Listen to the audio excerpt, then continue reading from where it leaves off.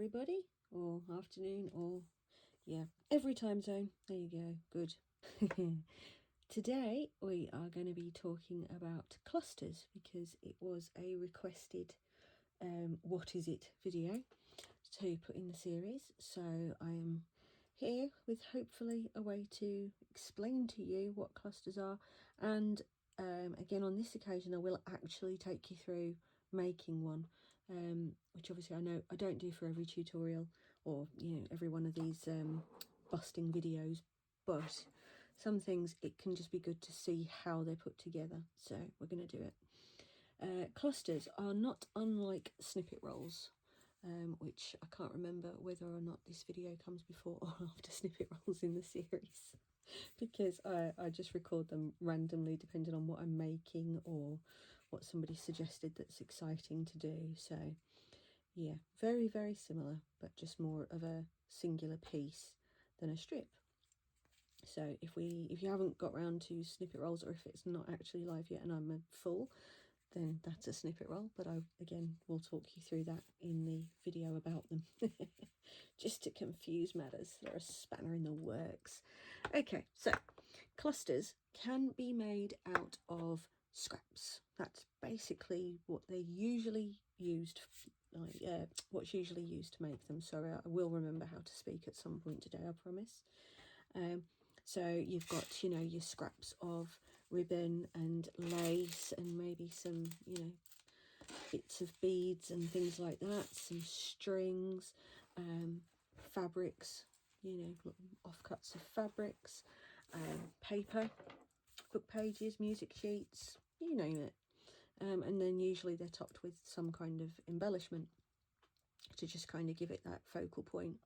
So there are a couple of different ways of making clusters that I have personally seen, because do bear in mind with these videos that they are all from my own experience. I'm not saying this is the only or the right, or if I've got something wrong, tell me, but I'm going from my own experience, what I've seen around and what I've done myself. So in my experience, there are two different ways of making clusters, and one is to make a singular piece where everything builds up in layers.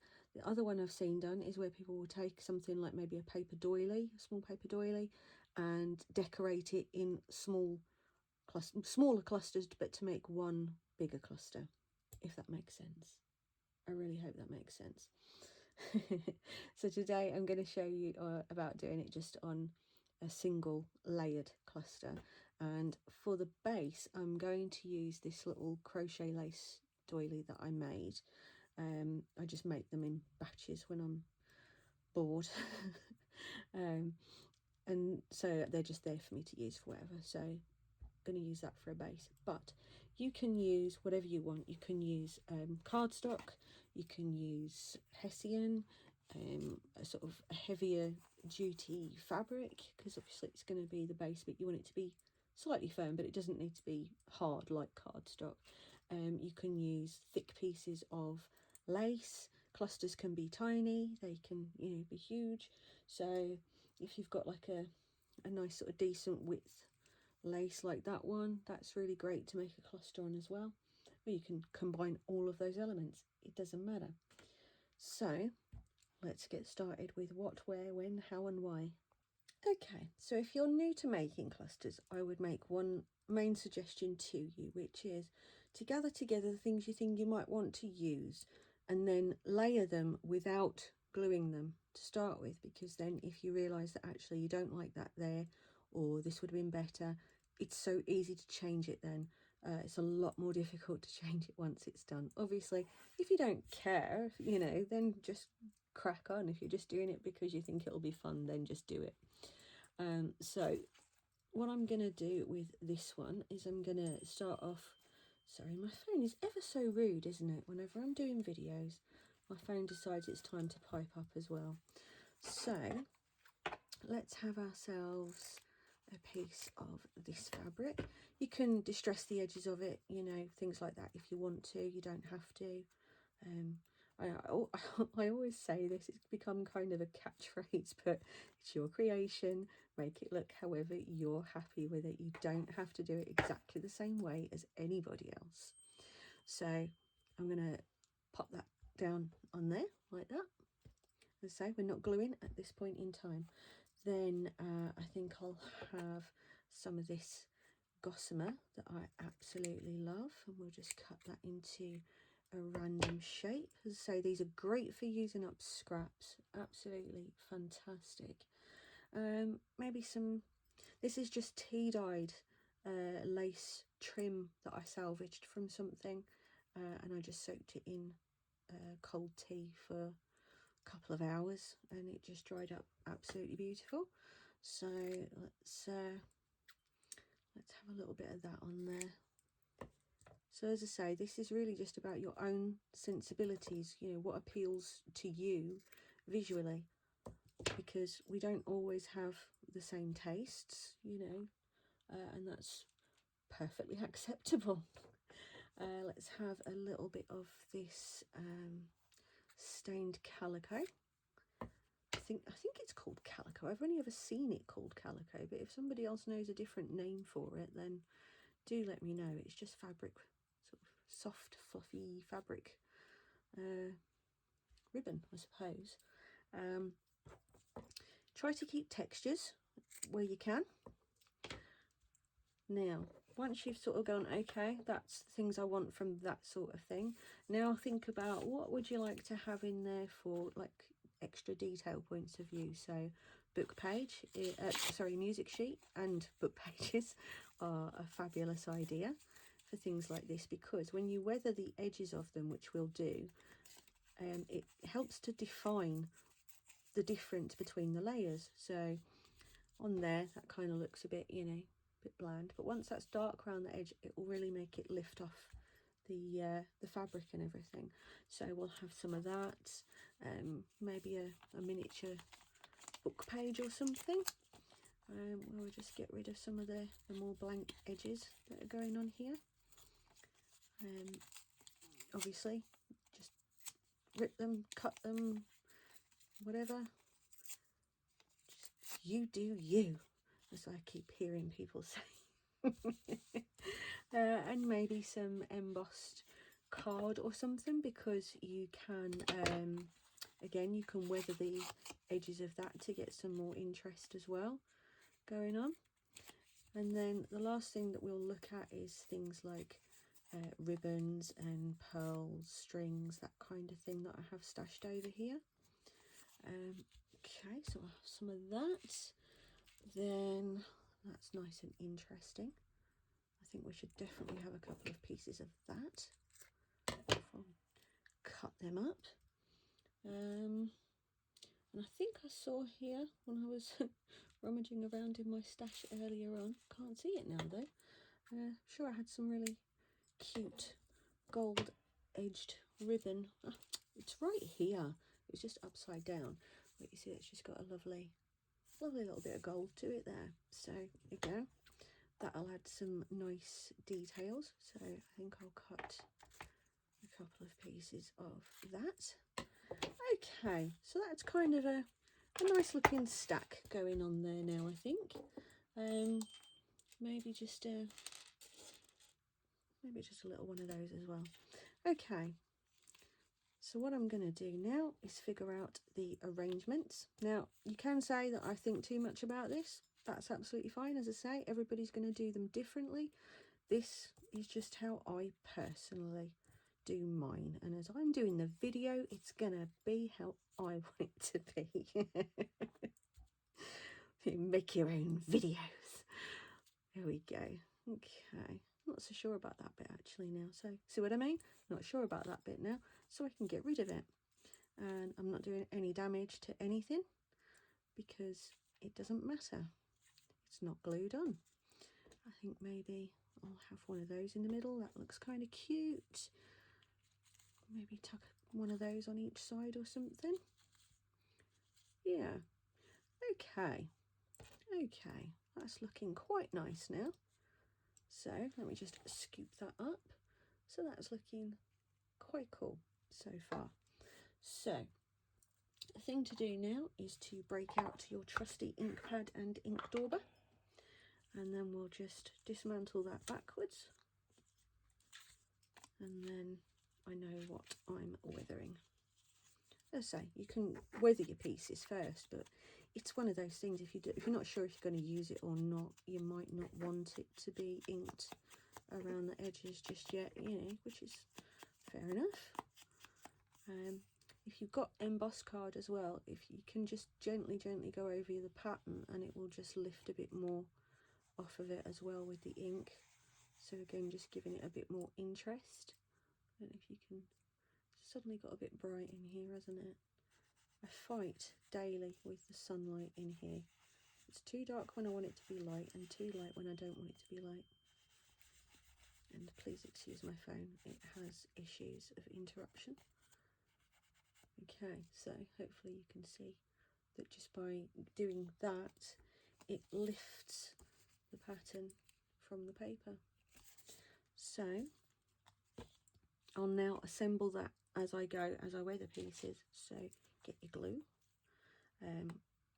How I'm not sponsored by Yoo-Hoo glue at this point in time, I don't know, but more often than not, you will see me using Yoo-Hoo glue in this little Amazon dispenser, because it glues fabric beautifully.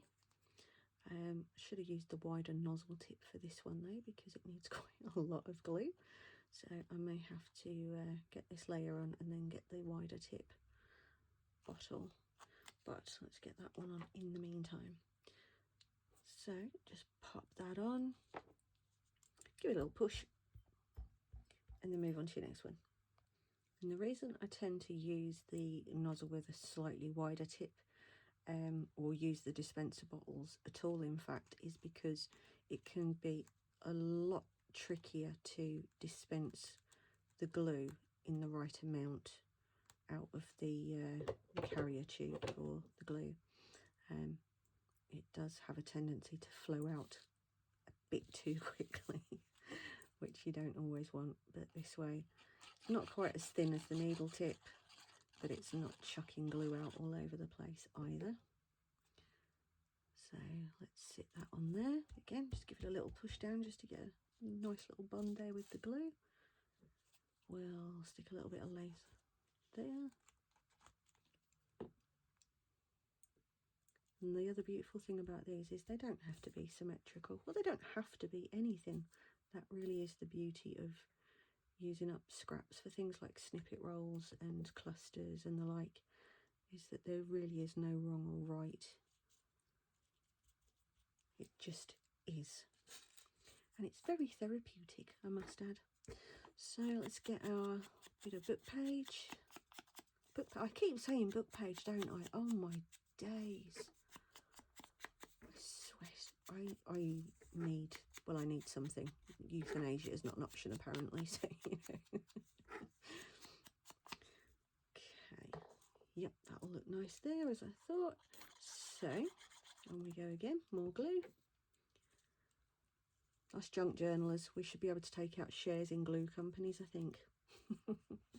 We use that much of it.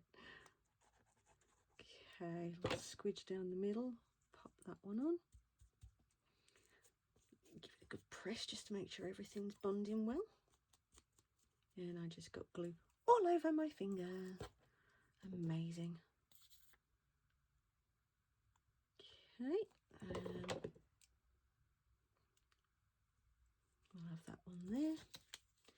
Book page. It is a book page. I got it right. Yay. Law of averages. I was bound to pick up some book page at some point, right? After all, I am a junk journaler. I swear to God, I've seen people get real grief from people for ripping up books. But what you need to remember, if you're out there watching this and you're not a junk journaler, is that more often than not, and why you'd be watching it if you're not, I don't know. You might just want to make some lacy things or something. But we are not destroying books that weren't going to be destroyed anyway. Most of the time, we are rescuing books that would have just ended up in the bin. So yeah, not destroying books. We are saving books from their fate, most awful fate of the bin. Okay, so you see how we're looking there now? Cool. Okay. As usual, I've kind of changed it as I've gone along because I've thought, oh, actually, which again is precisely my point. The beauty of being able to do that. So we'll pop that over there. And we're nearly done with our first cluster. But as you say, it's just, there really isn't a fat lot to say about it, to be honest. I'm just waffling at you guys, really, while I make things. But that's okay, right? Apparently it's fun to waffle at people. Right, a little bit of that on there. Okay, then, oh, that bit didn't go, did it? The last thing to do is embellish it. Now, I know you might be thinking, well, that's got those beads on there and stuff, surely that's embellishment. Yeah, and you can stop there if you want to, but I have found that there is just something about adding that one last little sort of thing that just really makes it pop. So let me find, where have I put the lid for my glue? There it is. So this is where we put away, or put out of the way, these other things. Oh, what a mess. Okay, then we break out our trusty box of embellishments. Oh, that would have been nice. See, that's where you make another cluster. So at this point in time, yes, that looks very pretty and what have you, but to have something like that in the middle of it finishes it. You see what I mean? It's just, it's that little extra ping, you know. It doesn't have to be that, you know, it can be any kind of button, bead, you know, gem. That's not the right colour, gem, but you get the idea. These little things that are like, you know, just pre-made with the split pin fastener on the back, you can just lop those off and stick that in the middle as well. Plain buttons, you know, sort of funky buttons, you could put some ribbon through something like that, make it look really cool. But yeah, today let's stick one of them on there because I just think it goes really beautifully and unintentionally with that ribbon. So I'm just going to knock off the back loop of that button because it'll just get in my way. If you end up with the same, you can just pop them off with a pair. Oh, pinged it straight at the camera. You can just cut them off with a pair of wire cutters, and then that will give you a nice flat back. If you are using a button that you would ordinarily sew on, if you haven't already seen my little trick for that, because you're not going to want to try and sew through all those layers and all that glue because it'll dull your needle and, you know, it's a bit trickier, a bit more time consuming. What you can do is just feed some cotton through the needle, through the button, so that it gives the impression of having been sewn on, and then just pop it on there. I'm covered in glue. So yeah, that's how I do that a lot of the time. So if I've got a button and, you know, now's going to be the time I can't find one at all that's got holes in, there we go. So I would just get that, feed some embroidery thread up through one, down through the other, bring it up, tie a knot at the back, pop it in place. Looks like it's been sewn on, half the hassle, no need for needles. So there you go. I hope you can see that well, but that is a cluster. As for the why, well, you know, scraps, uses scraps, brilliant. The how, we've covered. The where, journal covers, standalone, you know, embellishments, you can put them on anything you want, you know, it doesn't have to be an actual journal. You can decorate your storage boxes with things like that, you know, on the lids and stuff. But generally speaking, I see more often than not people will use them on the front of journals. So there you go, my lovelies. As always, I hope it's been helpful. Hope you've learned something. Well, I hope you've learned something, because again, English bad today. Okay. Do me a favour, give it a like, subscribe, tell me if it was helpful to you. If you're on Facebook groups for crafting, which a lot of the people I know that come and watch it are from the groups that I'm in, but not everybody sees the links to the videos and stuff. So if you're in a group and you found it helpful, feel free, share it to your group, you know, help them out as well. If you've got some, you know, newbies in your group, or specifically for newbies, brilliant, share the love, let them see it too. And I will see you in the next episode, which may or may not be snippet rolls, who knows. Take care, guys. Happy crafting.